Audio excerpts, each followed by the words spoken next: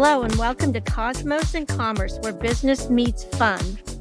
I'm Janice Francis with the Humble Crate Artisan Marketplace, and I'm here with my partner and co-host, Michelle Cook with Body Ache Escape Massage Center. And today, buckle up. You guys are going to be blown away by the inspirational story of our next guest, Elijah Danilets. So Elijah, tell us about your incredible journey to the United States. I could be here 5 hours explaining this, so I will condense it. My journey started with my parents being both born in Ukraine, and then they relocated to Latvia, which is north of the Ukraine, and that's where me and my siblings were born and were raised. Had everything you could think of: cars, houses. My mom was a business owner, so I had 10 wedding boutique salons in the whole country. My father was a pastor. So life was going great. And then around Christmas time, 2008, our house alarm goes off. And so we go to check out what's happening. And our house was barricaded with a fence, wooden panels in our windows in our house. And then people with guns saying, if you come any closer, we're going to shoot. So we called the police and we found out that the owner that sold us the house resold it behind our back. And so that started a long journey of us moving to the US, because he began to threaten us. And then he said, if you continue to do this, I'm going to harm your children. And I was 9 at the time. My younger brother was 6, and my olders were like 15 and 17, or 17 and 19. And so in 2009, we moved to upstate New York. My mom's side of the family lived. And so we went from having everything you could think of, houses, business, cars, to go to food banks and parents working 2-3 jobs. And just surviving in the US. And my mom was still running the business back and forth, but she had to go there to renew her visa a year later in 2010, and they actually denied her visa. And they said, sorry, ma'am, we can't accept you. You have to wait 10 years to enter the country. So thank God it wasn't 10 years, but it was about almost 2 years that she was back in Europe while we were in upstate New York. And then she relocated, and then she got a visa to Canada. So we're thinking, okay, what do we do? And then after consultation, she crossed the border, asked for refugee. She was in jail for 2 months under investigation. And all of this, as a child, you remember something that you can never forget. And I remember the day my father, my brother visited my mom. She was exhausted, wanted to see her family.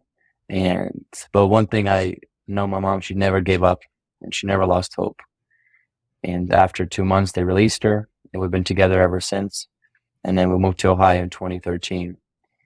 And yeah, I've condensed it very short. I know, It's quite a story. It's quite a story. But boy, the journey that you have had to bring you to where you are today, and where we met, about a year ago at the Chamber. Yeah. And I just think that it's an incredible journey. Can you share the story of how your car detailing startup came to be, what inspired you to start this particular business?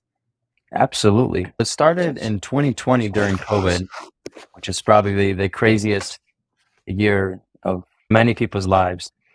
And my brother actually took Timothy. We are co-founders in the business. He watched some YouTube videos that winter of detailing, and it's very therapeutical when you see someone clean and make it all shiny. And so he was intrigued. Then he ordered a couple of things, and he actually cleaned my mom's car. And then after that, we decided, hey, let's just join together and put our brains and powers and just see what happens. And so it started as a side hustle.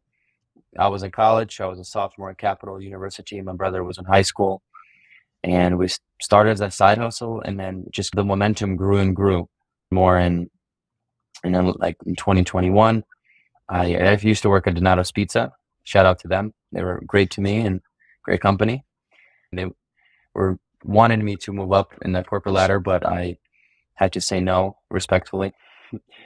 And then from 2021, we've been going at it and growing and expanding. And like I said, from 2020 till now, we've probably serviced over 1,000 vehicles. That's detailed. Amazing. So, yeah, I know that my vehicle is one of them. Great job. Thank you. And Michelle's is next. Yes. It's still pretty new, so I'll have to wait till I get it dirty. I do want to mention that Elijah was nominated for New Business of the Year with the Pickerington Chamber of Commerce. Quite an That's achievement. right. Yes. That's Thank you. right. Thank you. Yes. Thank you. Can you tell me, I know that you're still pretty new, but I'm sure that you've come up with some challenges or come against some challenges. What are some of the challenges that you faced starting your business? There's a couple. I think number one is experience and resources, because we were essentially, you could say, self-taught. Like, we didn't take courses somewhere else, or it wasn't like a pass down to us that we grew up in the business. It was literally, I don't think I even heard of detailing before Timothy mentioned something. Like, I knew someone does it, but I didn't know this was something that you can grow and expand as a business.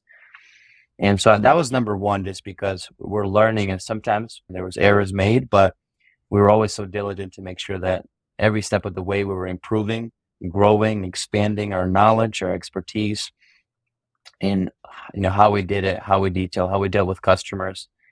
And so I would say that's the first thing. And then just continuously making sure that as we're expanding and we're hiring and we have a couple of people work for us, is to make sure we maintain the level of excellence that we have set, to make sure it goes on beyond just us. And so I would say those are two like more difficult things, is when you train people and you making sure that they have your expectations and your standard.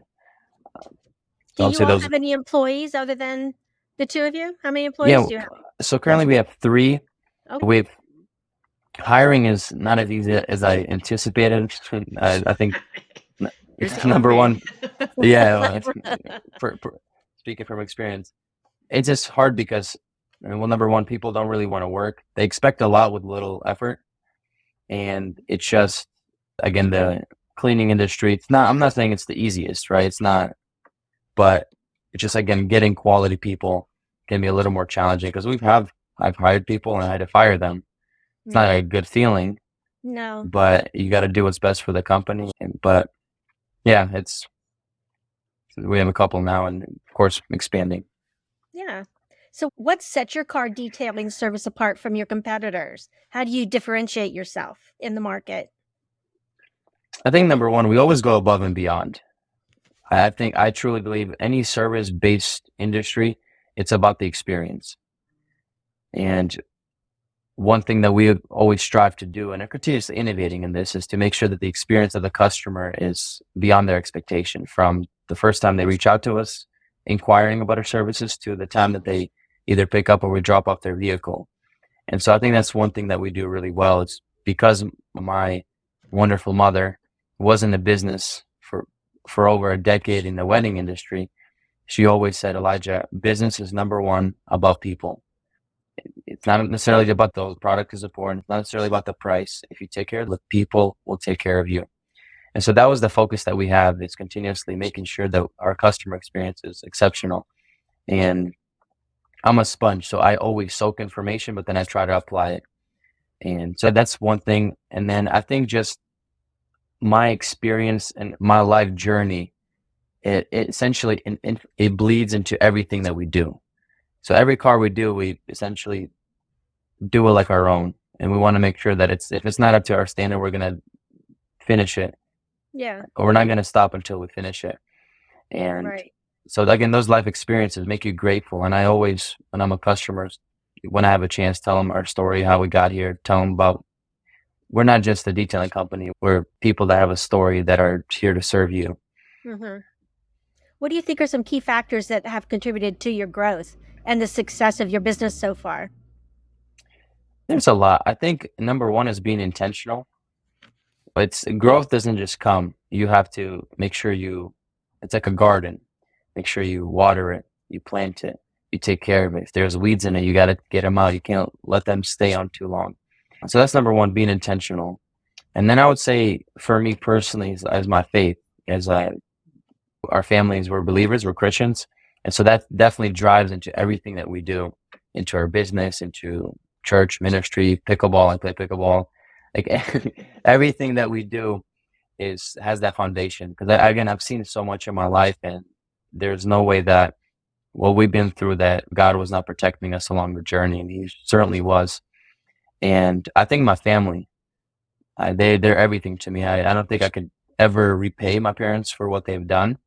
And I truly honor them for every single thing that they've done and every single lesson that I've learned from them. And I just want to continuously honor them in every opportunity I get. I would say those three things. I think that's awesome. I have to tell you that I just love how you talk about your mom. And Janice and I sat at the same table with you at the Pickerington Chamber dinner. I was right beside your mom. Yeah. You guys seem so close. It is so heartwarming. And also, I thought the art of being a gentleman was dead. And then I met you and I realized it is not. You should teach all of your generation how to be a gentleman. It is so awesome. Thank you so much. I agree. Elijah, how do you attract and retain customers? Do you have a lot of repeat customers?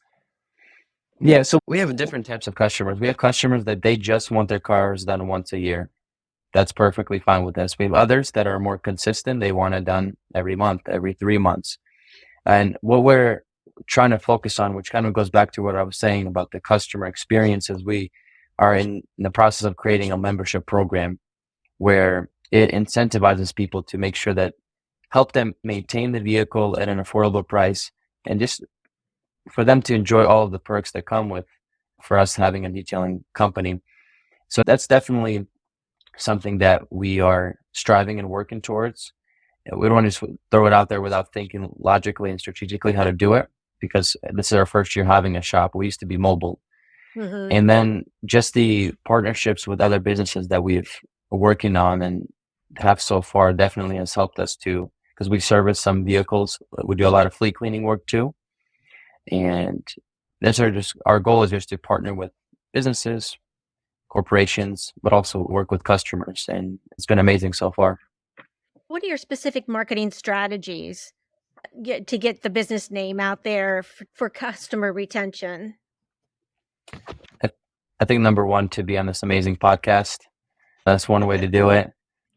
And then just your name out there. Yeah, a lot of networking. So boil it down to networking, going to meetings and chamber events and different parts, being part of different parts of groups. I think that's what really has helped us to get out there. And I think my first experience with more like marketing, branding happened in 2020, when actually in July, we cleaned like only 1.5 cars. Like we did my buddy's car, and then we did like seats for my other buddy. And I told my brother, said, if we want to expand and grow, we have to do something different. We can't expect the same results without changing anything. And we then decided to do some promotions on Pickerington Peeps and some other group on Facebook. And then from there, we got our name out there, and it was like a snowball effect. So I like the videos that you post showing the cleaning process before and after. And it's like you were saying earlier, it's rewarding to watch as you're scrubbing the steering wheel. Yeah, it's like hypnotic. Yeah. Yes. Live too, I think. Yeah, absolutely. You said that you want to partner with other businesses and work on their fleets. Is there a business that you have in your sights right now that you are targeting to try to get their business? There's a couple. So they're like Meals on Wheels. They were looking for volunteers at this luncheon. So I talked to one of their representatives, in contact with them. And then just some other, even local businesses. I spoke with Kim Barlick from the chambers and said, hey, is there any other businesses, like the Pickerington Police, some other, maybe even schools? Because besides detailing, we also do commercial and residential cleaning. So a lot of times can go hand in hand. Yeah. So I'll say those couple of those, and then some dealerships too. That's something that we're playing around with. It can be tricky with them because they're so big, they want to push the little guy, but not me. They're not going to push me around. But that's good. What would you say are some of the common mistakes or pitfalls that aspiring entrepreneurs in your industry face or should be aware of? Do you have any advice to help them avoid the challenges? Absolutely. I think number one that pertains to my industry, but actually any, is communication. I harp with my brother, and he'll be the first witness. Is I harp on communication so much because I understand 90% of issues can be resolved if you properly communicate with the customer, with the team members, with what the expectations are, what they're getting. Because customers say wasn't happy, and it doesn't happen a lot, but there's instances that does happen in every business. Was that due to the service that we provided, or was it maybe due to we didn't explain to them or communicate with them exactly what they're getting? And so I think number one, communicating with the customer to know exactly what they want. Let's say, Michelle, you come to me, hey, I want my car detailed. Well, that's very broad. What type of vehicle do you have? Do you want just interior? Do you want interior and exterior? Do you need polishing? What type of package do you want that we offer? And are we talking about flat? A lot of times we do more estimates just because we haven't seen the vehicle. Those are the questions that we have to ask the customer to make sure that they know exactly what they're getting. And just communicating with them along the way. Hey, we're here to pick up your car at 9 a.m. And then even give them a progress report. We're doing really well. It should be done by 1:30.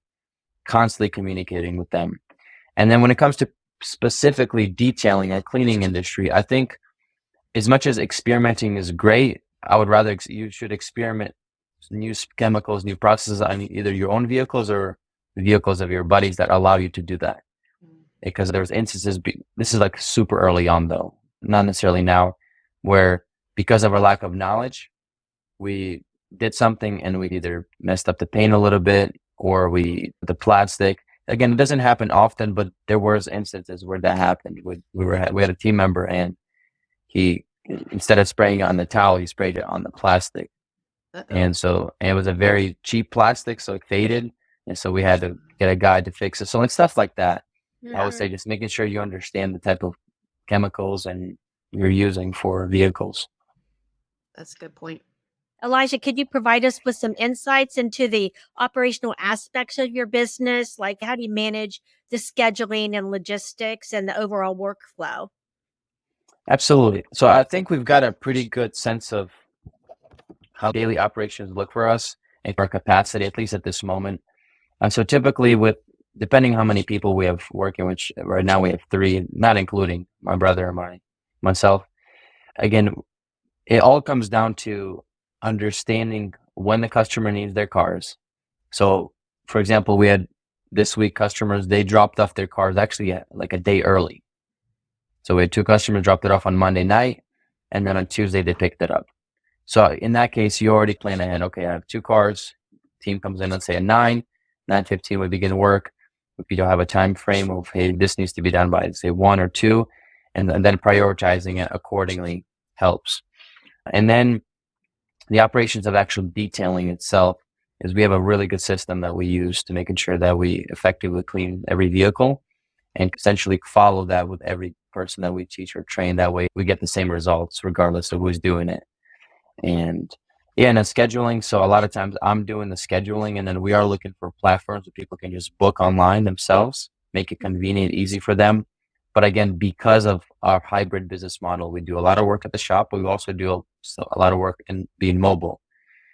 And then we also do offer pickup and drop off. So those are the things. That's why it's a typical booking. Like Michelle, in your case, you have one location. It's easier to have a booking system for you than necessarily for us at this time. But we're looking to see what we can do with that, just to automate it and make it simpler for people and for us. Yeah. It would provide less friction. And anytime Correct. you can make it less friction for the client is the best. Seamless. 100%. Seamless, yeah. So Elijah, what are your thoughts on utilizing technology and innovation in the car detailing industry? Do you have any specific tools or software that's been beneficial to your business? Well, I'm definitely an advocate. I think with the way that our world is heading, like to be on top of the chain, you have to make sure you understand technology and utilize it with automation, AI, etc., social media. And again, a huge thing we do really well is the social media aspect. My brother has done a phenomenal job with editing videos and capturing the moments because he does a lot of the operations during the process. A lot of times I'm not at the shop every single hour. So he's there recording the processes and doing some really fun and cool videos. So I think that aspect, utilizing social media platforms, Facebook, Instagram, TikTok, YouTube, to get our name out there, but also bring exposure to our business. And then again, we're working with with a person that kind of was help us automate a lot of things that we're doing. So that's in the process. Cool. Are there any trends or developments in your industry that you see down the pipeline or that you see happening right now? I think definitely. So the mobile aspect of it has definitely been especially with COVID, more and more people being mobile. And that's how we started. I think that's what really helped us get our name out there, is because we were mobile, we traveled to you. It was very attractive, and it's still a great business model. The only thing is, when you scale being mobile, it's very difficult. And that's why I've seen the trend and kind of falling into it is typically if you get a shop, you're way more or less mobile than you were, just because you have all your equipment. You're not really, weather is not a factor a lot of times. So again, Ohio is not too bad. Ohio weather is unpredictable. We all know that. If you're in a place where it rains constantly, that can be a problem being mobile. So I think the mobile aspect, but also that's why we decided, hey, we can offer pickup and drop off, and then being mobile in cases and then show up. So it helps us to really capture the other trend, like the car wash concept. I'm not saying it's a newer concept, but the way they're doing it now is way different than it was before. I know in upstate New York, where we used to live, I think it's called Delta Sonic, and they car washes. It's almost like an experience. You come in, you can get coffee and drive through. It's really cool. And so I think that's the trend that it's going at. And we do plan on, again, incorporating things like that to, again, provide the experience for the customer and for them to, like, not just get the car detail, but again, having a good time or get a call, whatever we decide to do to enhance that for the customer. Yeah. So that kind of goes to the next question. How do you stay updated to ensure your business stays relevant? Yeah, I think it's just understanding the customer needs and how it's changing. The way you do business now is way different than, say, 5, 10, 15, 20 years ago, just because of how everything is changing. Before, you might have your ad in the newspaper. Now, newspapers are not you could say outdated, still used, but not the same way that social media is and Facebook. And so that's a huge factor, is because of technology, it allowed your business to be more visible to more people. And so because that's the case, well, you want to make sure that you are on those places, on Instagram, TikTok, Facebook, YouTube, other places, to make sure that you stay relevant, and then you continuously see what's happening in your industry, and you can mimic it in a sense, right? See, okay, if someone's doing this, let me see if I can duplicate it, do better, and then just continuously having that creative mindset of, hey, what can I do next to make sure that I can either be the trendsetter or the trend follower, but you have to constantly follow with the river. So how do you approach pricing your services? What factors do you consider when determining the value that you provide to your customers? I think it goes back to, so in detailing, there's a couple of options. You have the person that's super cheap, like very cheap. You'll do it for the low. And then, but the quality of work that you get is not going to be anywhere near what you would probably expect or you would want, because of the you pay for. Yes. Yeah. And I think a lot of people, they have a McDonald's budget, but they want a steak. Yeah. So you can't really do that. So it's either, are you willing to pay for the service? Great. Like, not that, I tell customers, we're not the most expensive, but we're not the cheapest. Because like the work that we put into a vehicle, we want to make sure that, first of all, we keep the business running, make sure we get equipment, pay team members, etc. And because sometimes people, I think that, they just do a quick vacuum, 5 minutes, this and that. Not necessarily. Like today, we did a vehicle. Labor hours, it probably took 11 labor hours. Wow. But it was very filthy though. Like the customer knew, so it was a different situation. It doesn't always happen, but still, sometimes a car can take 2-3 hours with a couple of people, just because of how much time and effort we're putting into it. And I think that's why we are working on having membership programs that help maintain the customers in a much cheaper rate. But it's hard to So let's say, Michelle, you've never got your car detailed ever, and you come to us, and again, we offer different packages, very thorough packages. And then from there, we can do like maintenance packages. But it's hard to jump straight to maintenance just because we haven't never done it. And even for newer vehicles, you still have to go through everything. So you can't just not go through it just because it looks cleaner than a different vehicle. So it's just the effort and time that we put in helped us at least price structure our services. So there's like a first time price and then a maintenance price. Yeah, typically. And just because, again, even a newer vehicle can take a couple hours. So it's not that we're charging just to charge and it's taking us 5 minutes to do and we're charging, let's say, X amount. It's just because first time takes the longest. Yeah, so thorough deep clean. And then from there, it's easier to maintain. Yeah. So I think that's how we've approached it. And it's definitely worked out. But I think with us having a definite membership program will help us. Like you pay the same concept as a car wash, right? You pay whatever package you choose, and then you can utilize it during the month. I had an idea for you just now. A lot of people that I know are renting their cars out on Turo. Is that how you say it? Turo. Mm-hmm. Have you ever thought about how you could market to them to clean their cars after they rent it?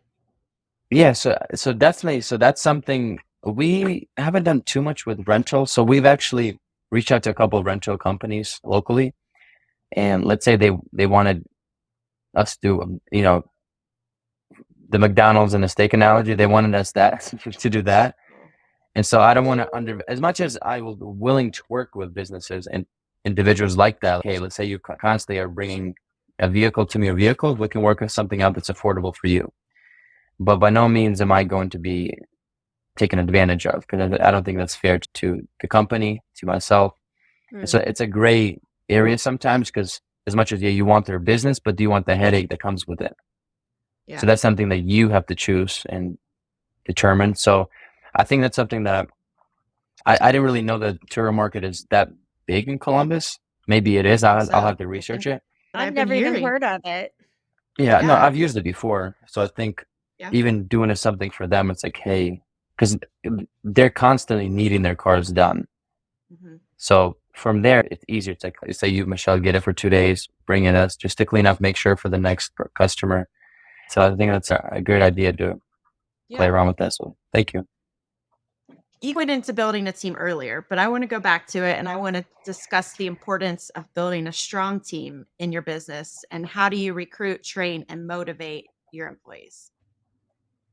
Well, it starts with communicating. What is the vision? What is the vision? What is the mission? Where do you want to go? How are you getting there? So communication is key initially. And then from there, it's just making sure that you're constantly checking in and checking out, which can be difficult for people that are super busy and they have things to do, but making sure, hey, that you constantly check in on them, not just for business purposes, but as like a person. Okay, how's everything? Like, just because again, they're a human at the end of the day. Yeah, they're maybe working for you, but they're a person, have feelings, they have families, they have issues, they have maybe problems at home that you might not be aware of. So being there for them and communicate, I think that's something that can definitely help with that. It's something I'm working on myself to do better and better. And just making sure that you constantly remind them, because we're humans, we forget. And I think a constant reminder, it's very helpful for anyone, not just them, but like for myself and for even the people that are managing or operating a business. And if you set your expectations in the beginning, then there shouldn't be any questions later on. Yeah. Exactly. Absolutely. I know that you just expanded and went into a brick and mortar and you were mobile only before, but do you have any plans for even more expansion? Absolutely. We're just trying to take over the Ohio and the US. So where do you see yourself in 5 years? So we definitely, first off, there's going to be a vehicle or transportation for as long as we'll be here on this earth. If it's flying cars, well, those flying cars still needs cleaned. So we know this is definitely a good and lucrative business to be in, but we want to franchise out and grow to different places and states. I had people call me and reach out to me from different states that they knew that were doing it, and like, hey, I'm thinking of expanding or starting my own detailing. What do you recommend? So we're having a person fly in from Atlanta in August, and we're gonna do some training with him. That's something that we're definitely gonna offer. Hey, how do maybe you grow the business? franchising out or something. Absolutely. So that's something it's not as easier said than done, but that's how, true wealth and true expansion is going to happen. Yeah. And you could also license out your name too if you didn't want to fully franchise. Yeah. Yeah. So that's exciting. I think well, that's exciting. I can't wait to follow that journey. So what advice would you give someone who's considering starting their card detailing business? I think you have to ask yourself, why are you getting into it? Is it for money purposes? Is it to provide for your family? And I think that will really determine your, not 100%, but it will forecast your level of success. Because if your motivation is just money, you're going to keep chasing money for the rest of your life. What people should focus on, chase your purpose. And what are you, meant to do on this earth? And that's a tough question, 100% for anyone. But I think for them starting out, it's like, hey, even though, for example, detailing, I could have never imagined I would be in this industry 5 years ago. But I think it was presented to me. I took advantage of it, and I continuously was diligent with it. And I'm reaping the rewards a lot of times because of it.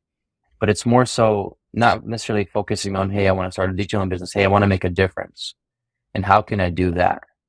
That's where the focus is. And then that can look like in the detailing industry, that can look like for y'all businesses. So I think it's identifying what's motivating you to start it. Because there are going to be moments where you want to give up, you want to quit, you want to throw in the towel. And if your why is not strong enough, you will quit. And so it's how much are you willing to sacrifice to get what you want, and what is your why? Awesome. I tell you what, it took me a good 7 years of being in business before I learned the stuff that you're talking about. So you're ahead of the game. Definitely. Yeah. I don't know if you're a big reader or not, but is there a particular book that you give out the most or that changed your life or made a big impact on you? Yeah, my nickname is Aristotle. No, not Oh, really. really? Just kidding. Yeah, I'm just teasing. Definitely. So I enjoy reading. It's harder for me because I'm such a on the go person that I've started to very, very value the reading in college. Like in high school, I wasn't much of a reader, though I enjoyed it. I would get almost stuck in this moment of, oh man, this is a great story. I would say number one is, as I was saying, I'm a person of faith with the Bible. Definitely a book that helped me with, it's a moral compass. It's the foundation of who I am. That's definitely number one. And then the second book would be Atomic Habits by James Clear. Looky here. I think that was brought up once before already. Yeah. I gotta get it. I just bought it. Nice. You're gonna love it. And he's actually he lives in Columbus. Really? Fun fact. We'll have to get him on this podcast. He's pricey though. He's probably 6 figures. But it's a little over our budget. That's not in our budget. No. Yeah. It comes for not just a more scientific aspect, though it has a lot of science in it. It shows you practical steps that you can take to help develop good and healthy habits. So what he focuses on in the book is tiny changes, make big results, or bring results. That's where the atomic habit is a paradox. You got atomic and then habit. So a great read. And then I would say A Curious Mind by Brian Glacier. That's a book. I think he's a movie director. He's done. It was made into a movie, wasn't it? Yeah. I think so. But he's a movie director, done a bunch of famous movies. And so what he did is that curiosity is a very underrated skill to have. because curiosity can bring in a lot of innovation, can bring up a lot of thought-provoking ideas that can help you steer you in the direction. And what in the book what he did was he interviewed a bunch of people from different types of industries and asked them different types of questions, and was very curious to learn about them and learn who they are, what they do. And that really helped me, because in college, when I was at Capital, I did a project like that where essentially it was about the characteristics of C-suite leaders, like CEO, CFO. So what I did is I interviewed about 15 similar concept like this over Zoom, and I had asked them questions. That book was really like helped me with the project, but also for me to always be curious and always be a student. So what purchase of $100 or less has most positively impacted your life in the last 6 months or in your recent memory? Less than 100. I'm typically dealing with a couple million, but nah, I'm teasing. I'm teasing. I know. I don't buy a lot of things. I'm not a huge spender. I love giving. I definitely love giving. Like, I would do anything for my parents and for my family and friends. But I would typically won't buy that to myself. I'm learning how to buy things and how to really enjoy. Okay, treat yourself. This year I started dating, and first ever relationship. And when I first asked out my girlfriend, Jennifer, she's amazing. Shout out to her. I gave her a picture frame because she got water baptized at church, and then the picture frame of the certificate, and then of her doing the baptism. And so that meant so much to her. And that was just like a purchase that I made for her. Okay, this is just something that you remember because this was a monumental moment in your life. So that was, I would say, one purchase. What is one of the best or most worthwhile investments you've ever made? I would say networking and investments. What I mean by that is building relationships with others that have been where you've been, that have seen life, experienced life. Because at the end of the day, I don't know life. I know a little bit, but I need to learn more. And so connecting with individuals that, let's say, have been married for 30 years, that have a business for 10 plus years, 20 years, 30 years, and just learning from them, I think it was a really great investment that I've done in my life to be able to. Investment doesn't necessarily have to be monetary. It could be Correct. Your time. Correct. Yes. Correct. Yeah. So that's one thing. And then I've traveled to different leadership conferences, John Maxwell, and definitely investing time in, like, on YouTube, listening to different podcasts, reading books, and having self-analysis moments where it's, okay, where am I in life? Am I happy where I'm at? Where can I be in the future? So I think just really valuing the time spent on the relationships, yourself, and investing in those to grow as a person. Yeah. In the last 5 years, what new belief or behavior or habit has most improved your life? Just be a habit of just intentionality. And I'll expand. What I mean by intentional is being intentional about your life. Because a lot of times we get so busy and we forget, hey, like, this is a temple. This is not a machine, right? We're not robots. We're going to make sure we take care of ourselves. So I think definitely being aware of those and then taking strides towards improving that in the health thing. Like, I'm reading a book now. That's actually right here. It's called Breathe, the Lost Art of breathing. And so it talks about how we as humans are actually supposed to breathe through our nose when we sleep, when we do things. And it's actually the many benefits that come with that. And a lot of people are mouth breathers. And again, just that's by me being self-aware, hey, I want to improve in this area. But that doesn't come if you're not self-aware. But I think just investing my time into self-reflecting and then incorporating in different habits, make sure you work out, make sure you're eating, make sure your relationships are healthy, and constantly just checking in on those things. Something that I've been really, because I've gotten older and graduated high school, the past 5 years really been helpful and monumental for my growth in my life. I wanted to jump in real quick, and then you can ask that again. Go ahead. Talking about the mouth breathing and the nose breathing, I do know how important it is to nose breathe, but I saw online there's this segment of people that buy a product called hostage tape. Have you heard of this? Yeah, I tape You my mouth sometimes when I sleep. do you? Okay. Mhm. To help you Oh, breathe good. through your nose? And I'm A a little. decent nose breather, but like when I sleep, I notice that I'm breathing a little too much through my mouth. So I have tape. Here, I'll show you. Do you? Really? It's like a 3M tape. There's like special ones you can get, but I've never heard of that. Wow. re, Right. re, I'll read that. into that book, yeah. And I'm not done with it fully, but it just shows you like how like breathing is something that just breathing, but you can't live without breathing. So it Right. must be important, and it just a lot of different. It's the author is James Nestor, so he did like a whole travel around the world and talk to people that like why are they healthy, why, and a lot of it can stem from breathing. I think it's something that people understand how to properly breathe, and it's pretty Yeah. cool. As a massage therapist, I'm really interested in that because it's wellness. So I'll have to Yeah. get that book. Yeah.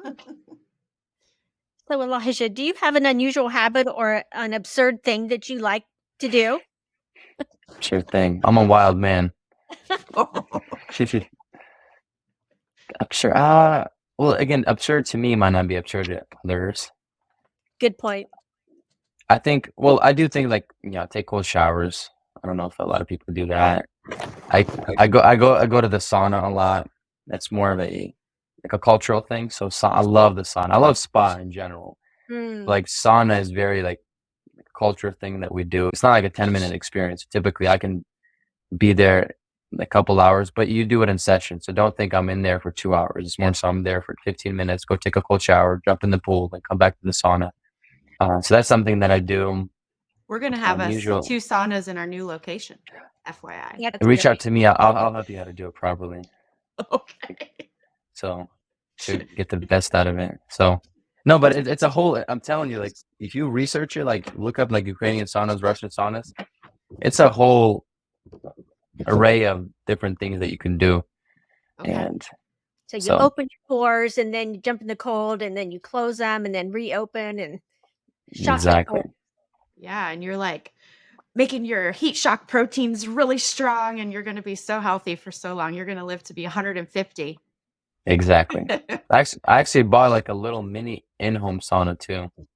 Mm. It's like a portable one. I seen it Oh, online. does it like stick your head out? No, it's actually 6 feet tall. Fits one person. It's Okay. it's called Sauna Box. That's Ah. the company name. So again, it just shows you my dedication to sauna. Nice. And other habits, I'm trying to think. There's probably a lot of things I do that's probably weird, but it's just We all have our weird moments. Quirks. yeah. Yes. Oh, actually, hold on. There's one. So so I love food. So food is my love language. And one thing that I used to do a lot, maybe not as much now, let's say you have like potatoes, salad, chicken, etc., like a couple of items on your plate. What I would do is I leave a little bit from each thing and then eat it all at once at the end. So like you say you eat Oh. everything and then It's like you just leave a the little. perfect bite. Yeah, it's just and you bite. It's like I used to. Yeah. I get So that. I get yeah. that 100%. See, Perfect. we're on the same page. I love it. When you feel overwhelmed or unfocused, what do you do? Are there certain questions you ask yourself in those moments? I think everyone has experienced that at least one time in their life. Or a day? I think or a day, yeah, or every day. Yeah.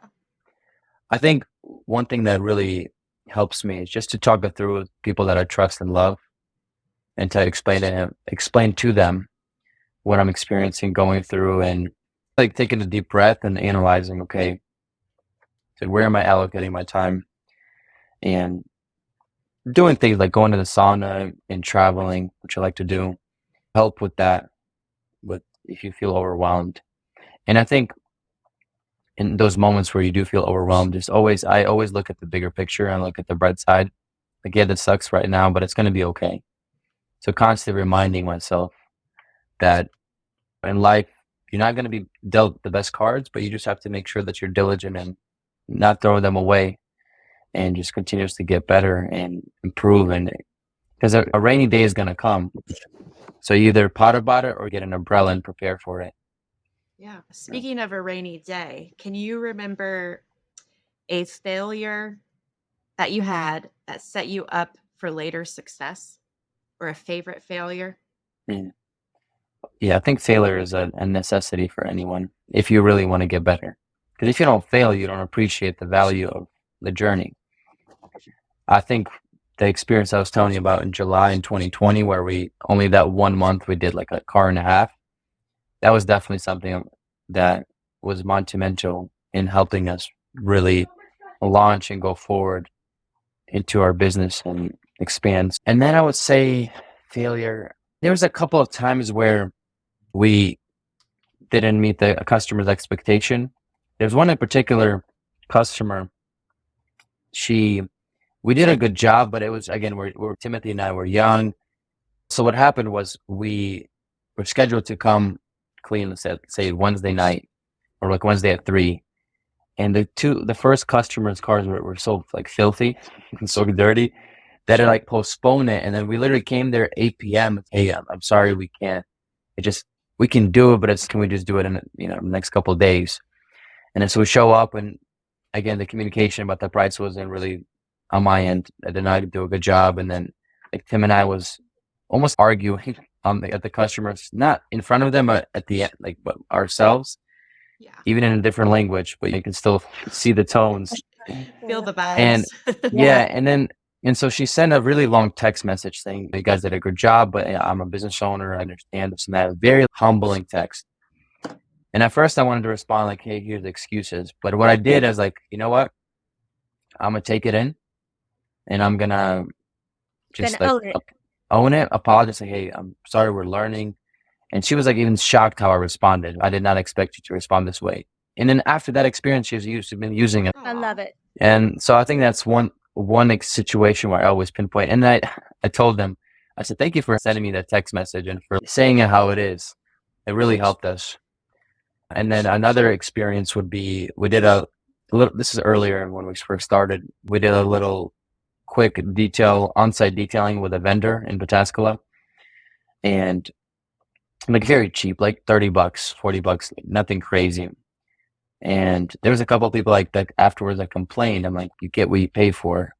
And in the moment we're like upset, like, oh, we're trying to make it right, make sure, bring out peace. And then the person that at the vendor event, or the owner of the vendor place or the retail shop, he said, never forgot this.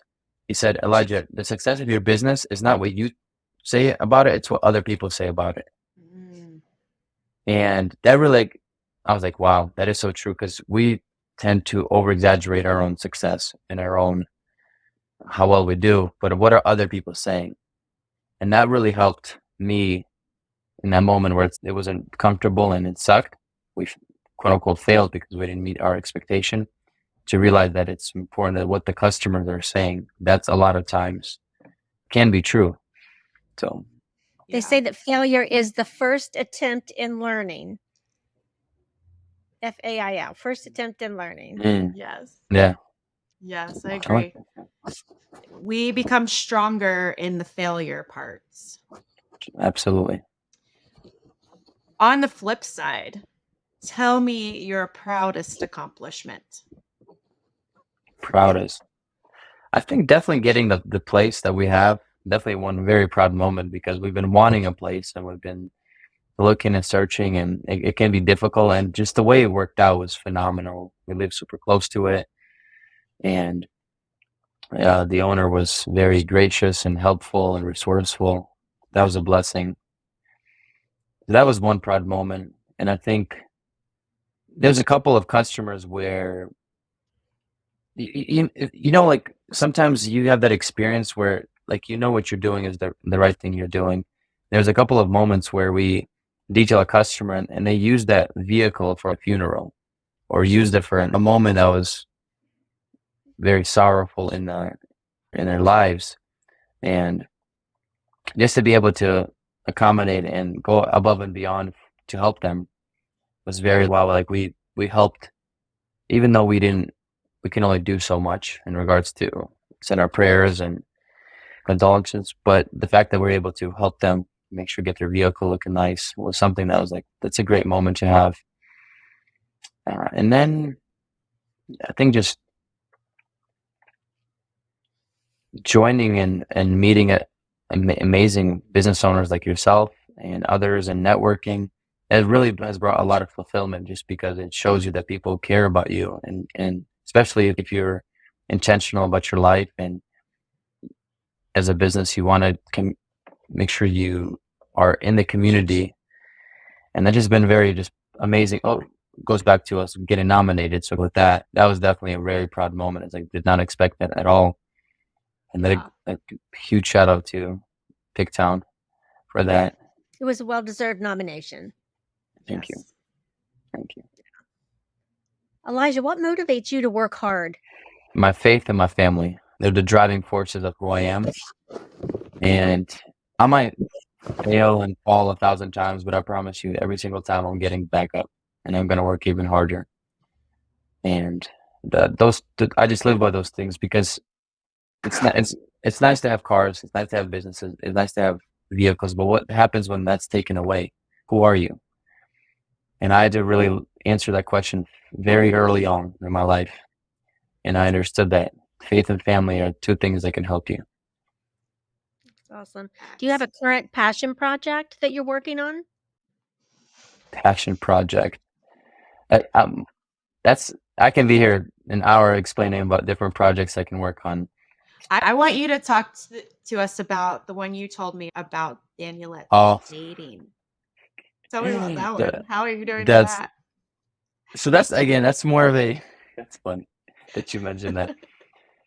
Janice is like, what's happening? Did you say Danilets dating? Yeah, so after, like a dating service or or something?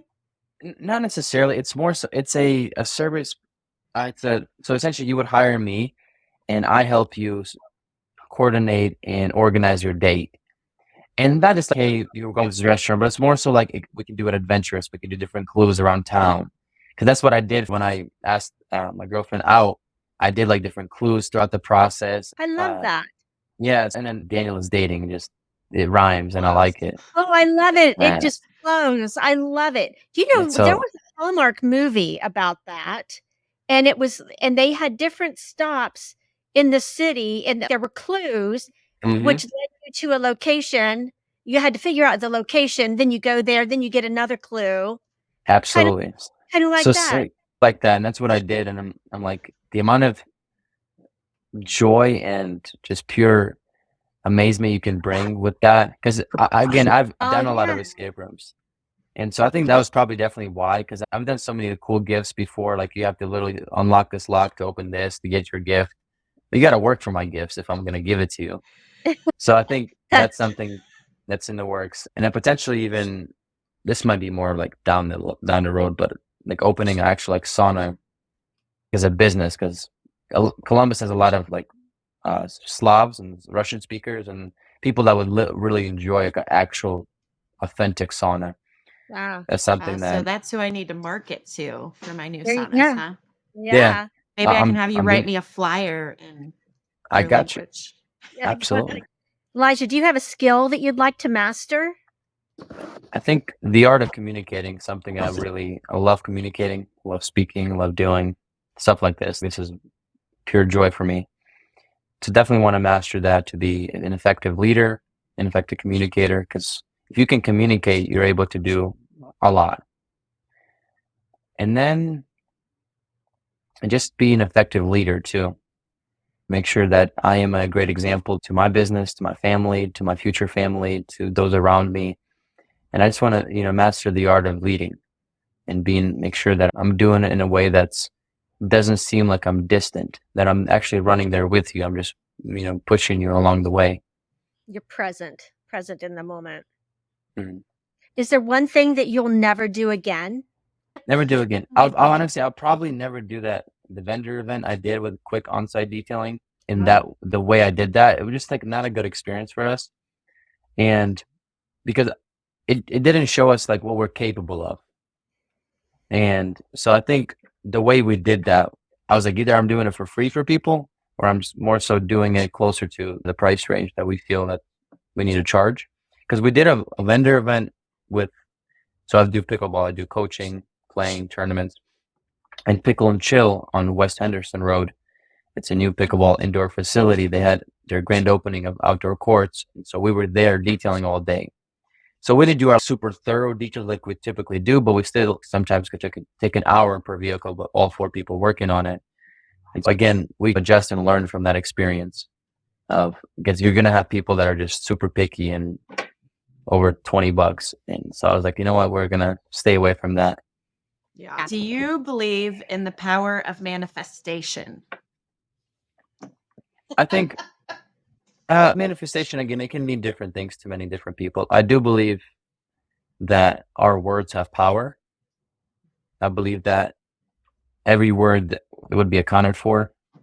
And I think most people don't realize that the words that we speak and the thoughts that we have can really determine the life that we create. And so if you are telling yourself, I'm a failure at this, I suck, I can't do this, then that's going to really reflect in your life. And I think, again, thoughts, we have different crazy thoughts all the time. But even then, controlling your thought life, making sure that you don't constantly believe those thoughts, especially if they're negative. And again, 100%, it's like I believe that. And that's like where my faith comes in. There's an element of that too. Faith it's not faith by sight, right? We know that the wind is here, but we can't really see the wind, but we feel it. And I think that's an element of faith that people, they want to see the thing, but they're not seeing it, so it's not going to happen. It might in time, you just have to be patient. It's beautiful. Yeah. So Elijah, what is the first step you take to achieve a goal? I think the first step is believe that you can achieve it. I think tell myself, hey, this is going to happen. And then from there, do a reverse psychology and reverse engineer. Okay, so how am I going to get there? This is what I want. How am I going to get there? And then you have a plan in mind. It's here's what I need to do. Here's what I have to accomplish. People I have to talk to. And then you have to just go do it. I think business is not for those that want to sit around and wait for things to happen. You have to make it happen. And yeah. So Elijah, tell us and tell everybody listening how they can find you. You can find me on Instagram, Facebook at Elijah Danilets. That's my personal. Spell that. And so it's DANILETS. So Danilets. But for business wise, it's Danilets Detailing on all platforms. Instagram, Facebook, YouTube, TikTok. Yeah. So Danilets Detailing. Awesome. So our guest today has been Elijah Danilets with Danilets Detailing, Danilets Pickleball, and Danilets Dating. Danilets Dating coming soon to a city near you. I want to thank you all for listening. And if you'd like to be a guest on our podcast, contact us at guest@cosmosandcommerce.com. I'm Janice Francis. And I'm Michelle Cook. And thank you all for listening. See you next time. Elijah. Thank you.